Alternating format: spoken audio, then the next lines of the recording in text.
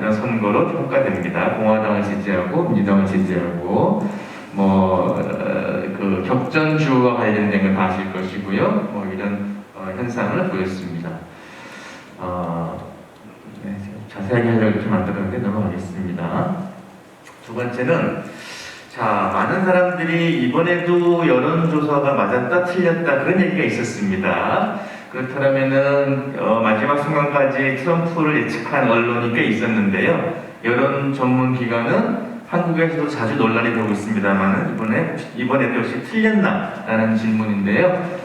제 대답은 그렇지 않습니다. 왜냐하면은 잘 아시겠지만 미국 대통령 선거와 관련돼서 여론을 예측하는 기준은 두 가지 기준이 있습니다. 하나는 2월, 3월 예비선거가 진행되는 예비선거를 기준으로 해서 예측하는 여론기관이 있고요. 중시하는 두 번째는 4개월, 5개월 전인 전당대회를 중요시하는 그런 예측기관이 있습니다. 그래서 사실 그 프라이머리 예측이라고 해서 2, 3월을 중요하게 보는 기관들이 지금까지 더 잘 맞았습니다. 우리 오명 총장님도 계십니다만은 2, 3월 프라이머리 기간을 예측하는 가장 대표적인 세계적인 한국에도 와서 열렬하게 강의도 하는 그 세계적인 학자가 그 스토리브룩에 있는 노포트라는 교수인데요. 그런 교수 같은 경우는 8월, 9월까지도 트럼프가 승리할 거라고 계속 주장을 하다가 코로나 사태가 너무 예상하지 못한 방향으로 나가자 9월 이후에는 노포트 교수가 거의 얘기를 안 했습니다. 그런 것처럼 이번에는 이 그 두 가지 사건, 코로나19라는 사건과 5월에 미네소타, 10월에 펜실바니아에서 있었던 흑인 사망 사건, 이게 결정적인 변수여서 여론기관이 그 두 개 변수를 보정하는데 좀 어려움이 있었고요. 그래서 여론기관이 틀렸다고 보기는 어렵고, 대부분의 기관들은 마지막 순간에 가이드를 승리를 점쳤으니까 좀 크게 이제 언론의 보도와는 달리 대체로 예측력이 높았다고 말씀을 드리겠습니다. 자, 그 다음에 선거인단 얘기는 한국에도 워낙 많이 알려져 있어서 잘 아실 거라고 예상을 합니다. 538명이라는 저 선거인단인데요. 근데 이제 하시는 분야에 따라서 혹시 조금 놓치고 계실 부분도 있는데 538이 가지는 의미가 뭔지를 제가 간단하게 말씀을 드리겠습니다. 538이라는 숫자는 상원의원이라는 100명의 숫자, 그 다음에 하원의원이라는 435명의 숫자, 그 다음에 상원의원과 하원이 있지 않은, 하지만 미국 주민에 살고 있는 워싱턴에 부여한 3명의 선거인단, 요게 이제 구성이 되어서 538명이라는 걸 이루는데요. 아시다시피 사람이 살지 않아서 미군이 맨날 그 포훈련하고 군사훈련하는 노스다코타나 사우스다코타 같은 지역도, 와이오밍 같은 지역도 상원의원은 2명이고요. 캘리포니아를 하나의 국가로 떼어내면은 세계 경제 규모가 한 9위쯤 된다고 합니다. 캘리포니아도 2명의 상원의원을 가지고, 그는 미국 연방 정부라는 잘 살고 못 살고 사람이 많고 적고를 떠나서 모든 주가 동등하다는 연방 정부의 정신이 상원의원 100명에 담겨 있는 것이고요. 하지만 이게 세입 세출도 해야 되고 세금도 써야 되고 걷어야 되고 하는데 모든 하원의원을 동일하게 줄 수 없으니까 알래스카 같은 경우에는 하원의원 1명, 캘리포니아는 하원의원 53명, 그렇게 해서 뭉쳐진 게 435명이고요. 이게 이제 합쳐진 게 상징적으로 선거인단 규모를 538명으로 만들었고, 이 선거인단 제도를 바꾸기 위해서 예를 들어서 미국의 정치개혁에 큰 바람이 불었던 1970년대 같은 경우는 이걸 바꾸려고 거의 마지막 장을까지 다 했다가 어쨌든 이상하게 보이긴 하지만 미국의 정신이 잘 반영되고 있다고 해서 그렇게 바꾸지 못하고 이런 사례들이 있었습니다. 그래서 이제 그런 상황인데, 제가 말씀드리고 싶은 것은 전 지역에 걸쳐서 트럼프 대통령이 알래스카처럼 공화당이 압도적으로 늘 우세한 지역도 있지만 어쨌든 48%라는 전국적으로 아주 고른 득표를 보였습니다. 그래서 제가 네 가지 말씀 드린다고 그랬는데요. 그중 첫 번째 말씀, 이번 대선에서 우리가 캐치해야 될 가장 중요한 메시지는 뭘까?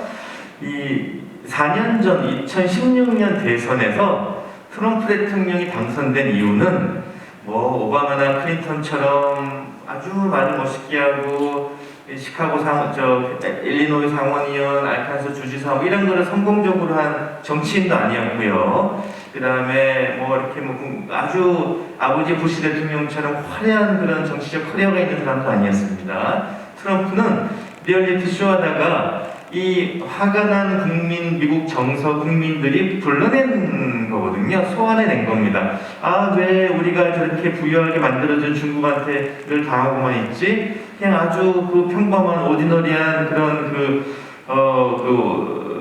백인 블루칼라들 우리가 미국의 주인공인 것 같은데 왜 우리만 제일 못 살지? 이런 정서가 트럼프를 소환해냈고, 그런 트럼피즘이라 알려져 있는 트럼프를 소환해냈던 미국의 국민 정서는 깔려있는 거죠. 그게 48%라는 트럼프 대통령의 득표율을 잘 보여준 것이고요. 그 정서는 깔려있고, 다만 그 정서 위에 쓰여져 있던 대통령이 트럼프에서 바이든으로 바뀐 거죠. 그래서 첫 번째 말씀인, 그러면 이번 2020년 대선에서 가져야 될 가장 중요한 메시지는 뭔가? 트럼피즘과 바이든 대통령의 공존입니다. 트럼피즘과 바이든 대통령의 공존. 이게 어떻게 드러날 것인가에 대해서는 좀 지켜봐야 될 것 같습니다. 트럼프 대통령이 버티고 있는데 거의 이제 물러날 준비를 하고 있는 것 같고요.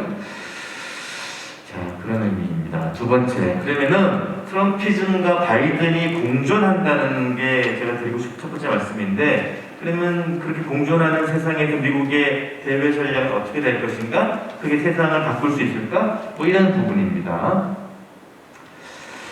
아주 간단하게 말씀드려서, 글쎄요, 이제 이 외교라고, 뭐 조태영 의원님도 아까 계셨습니다. 외교라고 하는 것은 한미 관계라는 외교, 미중 관계라는 외교, 한일 관계라는 외교, 그 다음에 지금 이제 왕이 장관이 와 있죠. 한중 관계라는 외교. 이 외교라고 하는 것은 제 소견으로는 관계를 설명하는 겁니다. 한국의 대통령이, 한국의 외무장관이 한미 관계에 대한 외교를 정책을 핀다. 그거는 한국이 바라보는 미국과의 관계를 설정하는 거죠. 한일 관계라고 하는 거다. 한국이 바라보는 관계를 설명하고 설정하는 거죠. 근데 이제 외교가 이렇게 뭉쳐지는 국제 질서, 국제 사회에서 미국은 세상과의 관계를 어떻게 설정할 것인가? 다른 나라가 아닌 미국을 우리는 전 세계 초강대국으로 부릅니다. 초강대국. 아무리 잘 살아도 우리가 스위스, 덴마크 국민 행복 지수 1위인 네덜란드, 덴마크 이런 나라를 초강대국으로 부르지 않습니다. 근데 이제 특정한 세계사적으로 특정한 시점에 존재했던 몇 명의 국가들, 19세기의 영국, 20세기의 영국과 소련, 미국과 소련, 그 이전에 잠깐 프랑스, 스페인 이런 나라들을 이제 초강대국으로 부르는데, 초강대국 가장 중요한 역할은 학자마다 관점이 다를 수 있겠습니다만은 국제사회에 여기 경쟁하시는 분들 많으시겠습니다만은 퍼블릭 구즈를 제공하는 거죠. 국제사회에 인천 퍼블릭 구즈를 제공할 수 있는 나라는 초강대국밖에 없습니다. WTO 만들고, IMF 만들고, 월드뱅크 만들고, 군대들 파병하고, 미국이 지금 전 세계 한미동맹은, 한국은 한미동맹이라는 이름으로 미국이라는 동맹관계를 하나만 맺고 있지만, 미국은 한국과 같은 동맹관계를 한 40개 정도를 가지고 있습니다. 40개 정도 나라와 동맹관계를 맺고 있습니다. 동맹을 맺어서 세계의 이 시큐리티를 보장하고, 이게 다 미국이 퍼블릭 구즈를 제공하는 것이죠. 세상이 편안하도록. 그런 거죠. 그래서 초강대국가의 가장 중요한 역할은 퍼블릭 구즈인데, 자, 아까 어느 분이 말씀하셨죠? 바이든의 취임 일성이, 그 당선자 반에 했던 그 스피치 일성이 정확하게 취임일인 1월 20일 날 파리 기후협약에 복귀하겠다 했습니다. 그 얘기는 트럼프 대통령이 관심 없어 했던, 내버렸던, 국제사회의 평화와 안정을 위해서 담당했던 퍼블릭 구즈를 제공하는 것을 다시 하겠다라는 의지를 밝힌 게 이제 바이든 외교입니다. 근데 이제 한 가지 아까 제가 첫 번째 문제에 연관시켜서 말씀드렸던 부분, 바이든의 승리가 미국 국민들 정서를 다 바꿔놓는 건 아니고, 트럼프를 소환해냈던 그런 불만에 가득 찬 미국인의 정서는 그대로 깔려있고, 그 위에 이제 민주당 외교가 들어오는 거기 때문에, 바이든 대통령이, 바이든은 몸속 뿌리속까지 외교죠. 오바마 행정부 시절 8년 동안 부통령을 했는데 미국 역사상 바이든 부통령처럼 외교를 총괄한 부통령은 없었고요. 본인이 가장 자랑스럽게 생각하는 커리어가 상원 외교위원장이라는 커리어이기 때문에 바이든 뼛속까지 외교관입니다. 외교관입니다. 그래서 이 트럼피즘이라는 정서가 깔려있는 미국 일반 국민들의 어떤 그 기초 위에 바이든이 주장하는 퍼블릭 구즈를 제공하는 역할을 복원하는 것, 이게 두 개가 결합을 하면은 이게 자연스러울 수도 있겠지만 굉장히 불협화음을 낼 가능성이 많아서 우리가 그걸 지켜보는 게 매우 중요한 한국의 과제라는 말씀을 드리고 싶습니다. 이렇게 해서 제가 드릴 두 번째 말씀이 정리가 됐고요. 넘어가겠습니다. 자, 그러면 특히 우리를 둘러싸고 있는 미중 갈등, 세상에 한 200개, 지금 UN 사이트에 들어가시면 197개 국가 이렇게 있는데요. 어느 국가인들 미국, 중국 모두와 다 잘 지내고 싶지 않은 나라가 어디 있습니까? 하지만 특히 한국에게는 미중 관계가 중요합니다. 지정학적으로, 지리적으로 위치 때문에 중요하기도 하고요. 또 북한 문제라는 아주 이 한국은 항상 코리아 디스카운트를 만드는 북한 문제 때문에 미중 관계가 중요하죠. 자, 어떻게 될 것인가? 제 소견입니다. 아까 제가 말씀드렸던 트럼피즘이라는 정서는 깔려있고 이 캡만, 그 모자만 트럼프에서 바이든으로 씌워진 거라고 보셔야 되니까 그러면은 트럼프 시대의 외교를 개성할 부분과 트럼프 시대하고는 전혀 다르게 새롭게 시작할 외교는 뭔가, 이 두 가지를 구분해내는 게 한국의 전략가들이 해야 될 일입니다. 문재인 정부 안에서 가장 크게 고민해야 될 부분과 바이든 시대에 와서 트럼프 외교가 이어질 부분이 뭐고 달라질 부분이 뭔가, 이걸 이제 우리가 온 에너지를 가지고 지켜봐야 되는 부분인데요. 가장 중요한 것은 바이든은 중국을 미국의 외교관 중에서 가장 본인이 잘 알고 있다고 생각하고 아주 이제 그냥 캐주얼하게, 제가 시간도 많지 않아서 말씀드리면은 중국 때리기, 중국 둘러싸기 이런 거는 절대 바이든 시대에 변하지 않을 겁니다. 이게 이제 접근의 방법은 다르겠지만, 많은 언론의 보도처럼 접근의 방법은 다르겠지만, 저는 개인적으로 트럼프 시대보다 더 중국을 둘러싸고 봉쇄할 가능성이 크다고 봅니다. 그런 말씀드리고요. 특히 이제 제가 조금 작게 처리했는데요. 이 2010년을 전후로 해서 미중 관계가 갈등의 일로에 들어서게 됩니다.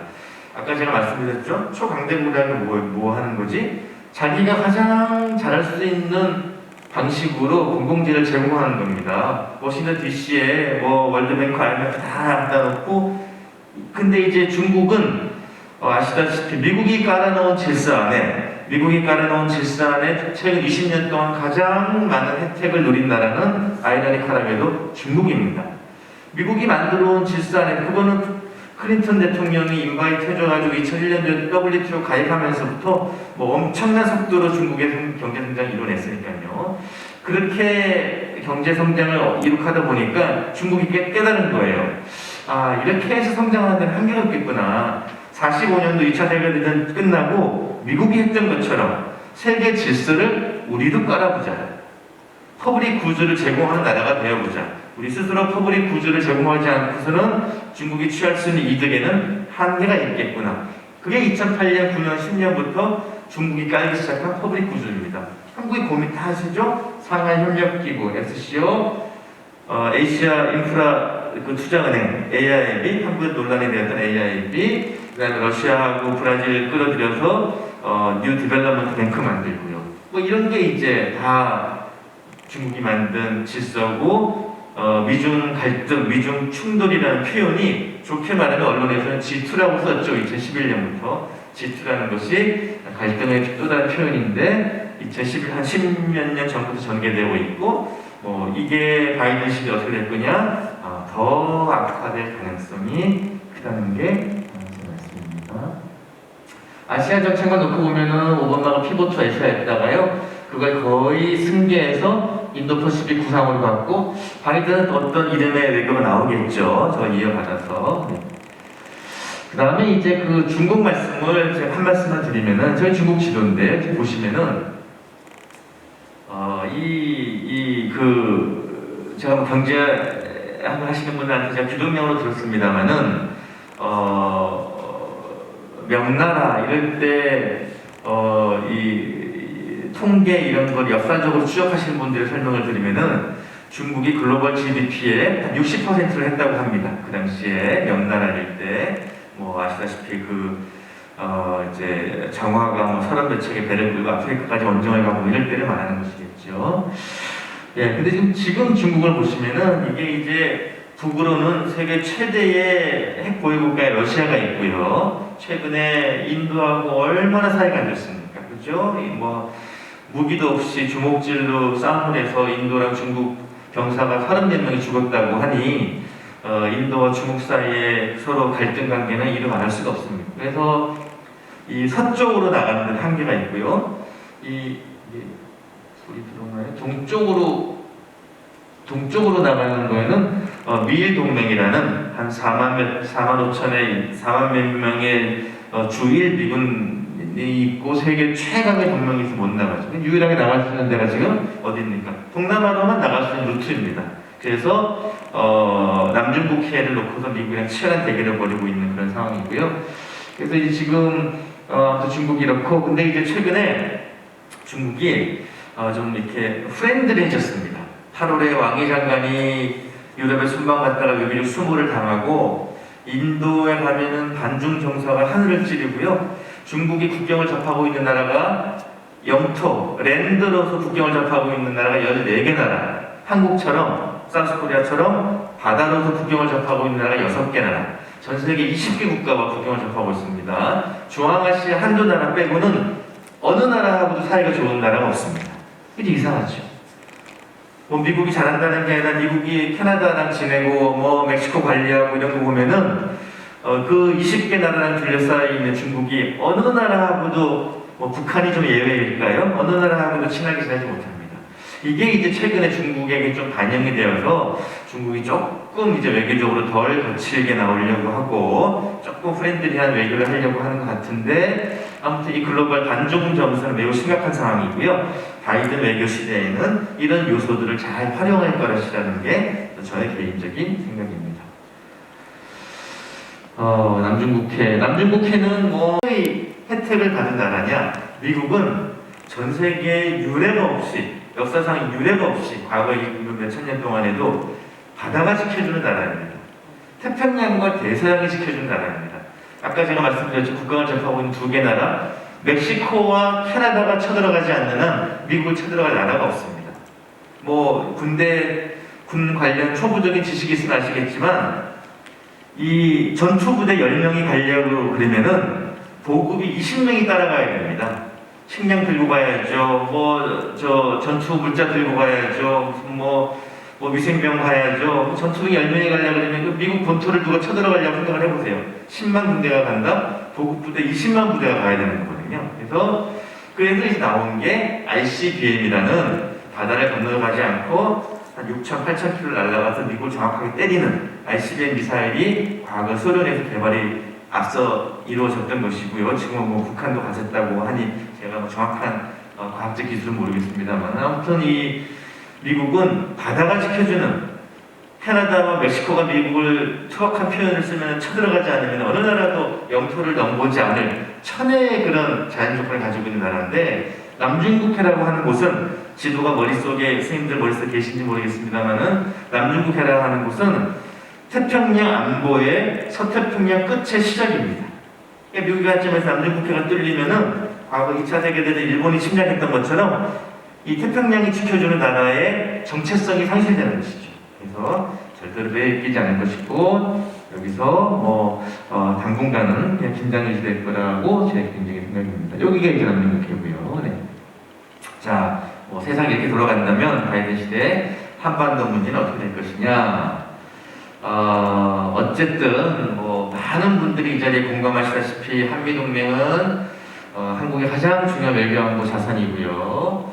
그 다음에 이제 모든 동맹 관계와 마찬가지로, 자, 한국은 Alliance라는 표현을 쓰는 나라 200개 나라 중에 미국밖에 없죠. 미국은 Alliance라는 표현을 쓰는 나라가 40개 정도 나라가 됩니다. 근데 이제 Alliance는, 자, 한미동맹 Alliance라고 하는 것은 균형점을 찾아서, 이퀴블리언 포인트를 찾아서 항상 이동합니다.